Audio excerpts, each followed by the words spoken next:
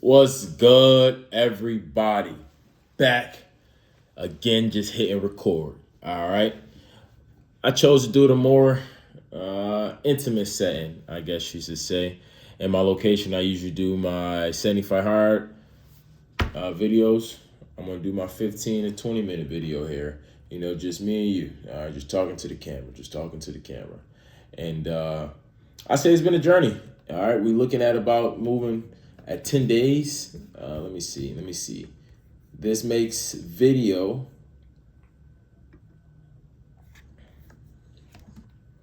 This makes video when I started this all number 10. Yeah, it is.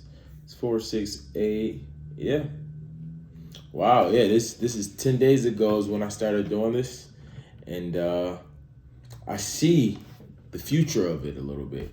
And it really is going to take a lot of discipline and consistency. And I'm going to stand by that because I gave you my word. We're going through this all the way through March 8th. And then we'll start, maybe changing some things up, getting more clear edits. But until then, I will be consistent with unedited, uncut, and unfiltered content, 15 to 20 minutes.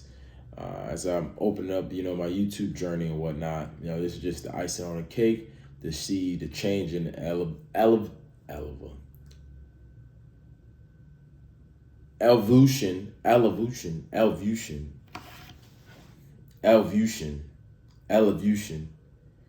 I can't even say the word.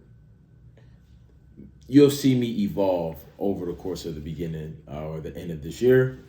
And it's just going to be just that.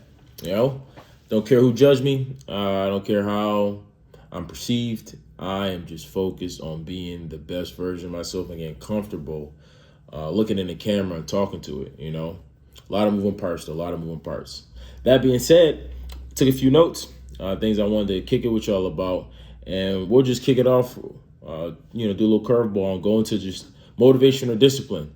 So when you come to this channel is going to be focused about, discipline, but you can use continuous motivation to get there. All right. But at the end of the day, motivation fleets. Discipline will stay locked in because you have a why, your reason for doing this. I have my reason. It's written down. It's tucked away safe under the pillow. All right.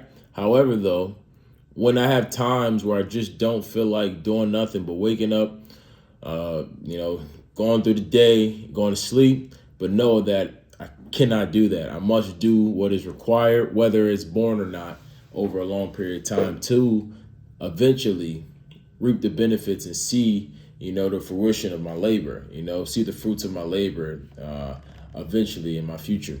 And I will do that because there are countless of people when I go to this YouTube channel of who've been successful. And now they're living a life that if they would have gave up or if they would have quit or if they'd have have somebody, laugh at them or made a sick comment about them from the beginning stages, that we wouldn't have got that version of them today where, they're a millionaire doing things out this world, some in their 20s, some in their 30s, some older, some even younger in their teens still. And we would never been able to see that version of them if they quit from the jump. All right, because this is the grind. I think this whole thing comes down to the journey. The journey is the real fun, the real meat of the whole thing of why you have to stay locked in and make a decision and then do it every single day. And when that motivation fleets and you have no energy, you're low on it to want to complete the task that you've already said, that's when discipline kicks in. All right, that's when your why kicks into your reasoning for doing what you said you will do and then completing it. All right, simple. There's no ifs, ands, or buts about it. And on this channel, y'all gonna see, even with my ashy knuckles, on this channel, I will make it my priority. It has already been my priority now over a month back last year, but I will continue to make this a priority to do as I say, and y'all got videos coming one after the other, another after another. All right, and you're just gonna see the growth of me over the upcoming this year, and then for years to come. All right, where then we can look back on this. I can look back on it and be like, wow, I really came a long way. All right, And this is all part of the journey. It's all a part of the journey. All right. So motivation or discipline, you got my answer. Discipline. All right. Always. When motivation fleets. Because, your motivation is like things like Eric Thomas, whoever you resonate with when you look online. That's the motivation. Like, oh, I got to do this. When you start a new business, for me, YouTube automation, oh, I got to do it. I can do this. Discipline is then asking yourself and saying, why am I doing this? When you have no more discipline, you now fall on, you have no more motivation, you now fall on a discipline. Tell you, why am I doing this? Why am I pursuing YouTube automation? For some, e-commerce. For others, with TikTok shop. For others, copywriting. Whatever it is, selling. Whatever it is for you, fall on a discipline in your why to keep you going forward. Content creators, because all these avenues, all these jobs, which is easy, like a solid, it's like a solid 50 plus, 100 plus directions you can take to reach the same outcome, which is being very wealthy, successful, doing what you choose to, not what you have to. All right. Simple. Doing what you choose to, not what you have to, by falling on discipline, opposed to relying on motivation, which come and goes. It's like an emotion. It moves with the wind. All right. Boom. And then that rolls right into the next thing of how to win. All right, that's the next task I put is how to win. How to win, it all comes full circle. Doing what you must do, whether you feel like it or not. All right, because just as easy as it is to do something, it's just as easy not to do it. All right, right now, guys, where is my duffel bag right over here? Right now, guys, I'm reading a profound book, truly. Deep Work by Cal Newport. I'm on page like 126, if I'm not mistaken. Let me just double check. Yep, of course. 126. And literally in 126 pages, the gist of what I got thus far is how impactful deep work is, of going somewhere where you can isolate yourself from all distractions, from all noises, and truly get into a flow state to get things done that you desire or want to or need to at its most optimal level. All right. How effective, Messenger is with that bing noise and it disrupts your concentration.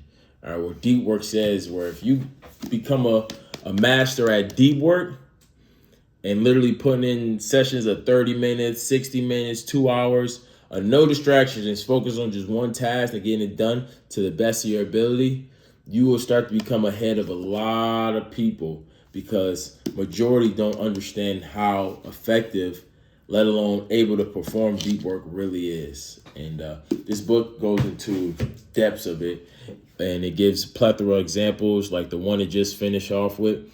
It's talking about J.K. Rowling and how her trying to finish, Deathly Hallows, and that was such a task for her that she ended up going into a luxurious hotel out of England and stayed there, where she then was able to complete. She's originally said she wasn't there for the vacation. She did just complete her book and end up completing the book, and then also, enjoying herself for, while she was there in that hotel. And he's even talked about another example where I don't remember the exact details, but basically a guy, he had a certain amount of time to finish a manuscript, and it had to be done by this deadline. So what did he do is he took a round trip flight to and from Japan, which was around 30 hours. And by the time he came back, the manuscript was fully completed as he was instructed, and got it in before the deadline. All right. So that's two prime examples about how effective deep work can be. And if you want to get the full gist of it, man, I recommend it to anybody to go to Amazon, Deep Work by Cal Newport. Check it out. Get to it, read it, understand it. And it makes sense because this is actually not a cheap book. So when I picked it up, at the bookstore, which y'all witnessed. That was my first video. Crazy, whoa! That was my first video talking about how I picked up this book, and I was in shock about, dang, this is a $30 book. Yeah, you know, it got to be some sauce in it if it's holding its value, you know, because usually over years books have decreased down and, you know, and go down in value. But for that to still hold its value and being on the side starting to become expensive books, it makes sense. All right, because the game he's given is literally, you know, timeless. All right, so using that is a strong key on how to win, and I'm pretty sure a lot of people who won in this world had a level of deep work mastery, where they worked on their craft with no distractions for a long period of time and got uber good to perform or display, you know, a masterpiece. All right. Going into another topic, which I've seen all around YouTube, from small creator to small creator. I've talked about it numerous times, and I will continue to speak about it as this has been a hot epidemic, and that is YouTube really easy? All right. Like I've said before in the past, and I'll keep saying it, I believe YouTube truly is easy. However, what makes it hard is for people to be consistent and having a plan of how they're going to execute things. And whether that is making your videos in advance, whether if you have the time to do a video every day, whatever that is having it scheduled out. Because what is for sure, what is for certain, if it's not measured, it can't be managed. All right? Simple. So I believe too, YouTube is definitely easy. But the matter is, can you figure out a way to be as effective and be consistent with whatever plan you have sought out and whatnot. But small creators are winning. Like, they are literally just flooding YouTube. Small creator from small creator, just effective ways to be successful and why YouTube's easy. And even the bigger creators have noticed, like, yeah, YouTube has been kind of easy. Like, YouTube is pushing a smaller creator to, you know, be more successful. And I like what I'm seeing, but I'm going to stand 10 toes down on me, as I am also a small creator currently. Eventually will be a bigger one, and I'm just going to do what's true to what I know right now and what I've learned so far, and that's be informative, all right? Whatever it is that you're trying to talk about, instead of just ranting about your day in a vlog, be more informative, all right? Give your audience something to learn from coming to your channel, all right? And being yourself, being true to who you are, you know, not turn the camera on and being now Batman. And then once the camera go off, you now just, you know, somebody totally different. Actually being who you say you are on and off the camera. So that's two things so far I've got. I know I'm gonna learn a lot more in the next 60 plus days of doing this consistent video for my my 75 hard. I got 40 plus days of doing an unedited, uncut 8 to 10 minute video. I'm currently on day 4, Gymshark 66. If you haven't seen yet, but I did post a reel. If you want to go check that out, give that a like. I would appreciate a comment, you know, show some love. You can even show feedback on how I can get better. Anything under that umbrella, I'm open ears. I have no problem, and I more than likely will respond. And, you know, we can just keep building on that. And in that moment, I will say, if you haven't already, please like, comment, and subscribe to the channel. You know, AP Moore here, bringing y'all some gems and the channel of motivation and discipline. All right, and I will keep continuously giving you ways to, you know, just keep building and pursuing things that you want to do in the way of motivation through me, of seeing how consistent I am and how I do what I say I'm going to do. And I back it up by showing y'all through action. All right, because no matter what you want to do in this world, you have to take action at the end of the day, making a decision, watching something, saying this, saying that. If you don't take action, it never goes in motion, baby. All right, you hear me, Gango? If you never take action, it never goes in motion. All right, so that moves on to my final topic right now, which is piggyback what I talked about earlier in my my shorter video. And that's just about testosterone. All right. Like I said, I was inside the next. The next, basically, the mini next is basically a 24-hour, spot here on base where you're able to go to like your typical corner store. Is just untaxed and it's open 24 hours and it's in the heart of base. Every base more than likely has a mini X or like a PX, depending on the branch or what it is. It's called something different, but it's basically the same thing. And I end up running into old coworker. He was, hey, more basically, you looking good. I see you, man, slimming down. I said, I appreciate you, King. I see you having, you're maintaining. All right, you're not gotten fat. Yet you haven't lost weight, but you're staying where you're at. So shoot, I'll take that as well. And we talked briefly for maybe like 2-3 minutes just on catching up. And then as we were ending the conversation, he's like, yeah, it's okay though, because once I get out in 6 months, I'm hopping right on trend. I'm gonna get big as hell. I was like, you enjoy that. My first thoughts is like, yeah, I gotta tell the community, guys, unless you are or have plans to be a bodybuilder and literally compete on stage, don't take that stuff. None of that trend, none of that anabol, none of that stuff. I was at a fights with it for a moment to do it, and then I came to a realization, like, bro, you cheating. You're cheating. All right, for anybody who's taking that enhancing drugs just to feel better and get them gains, you're cheating the system, bro, or gal. Like, if you want the gains, put in the work. No pain, no gain. This is why it's a saying. Get in the gym, build that progressive overload, and then over a course of time you will reap the benefits. All right, simple. It's no reason to cheat. All right. Like, what do you get from that? Everybody who's gone on these cycles, unless you're like the pro bodybuilder who, you know exactly what you're doing, or you have experts and mentors who's like, yo, do this like this and take this offset with this drug or whatever, all right? It's all fake testosterone. I'm losing my thought. No, I'm losing my thought. No, 1 second, guys. I'm losing my thought. Testosterone. Don't take it. It's bad. Come on, come back to me. Come on back to me.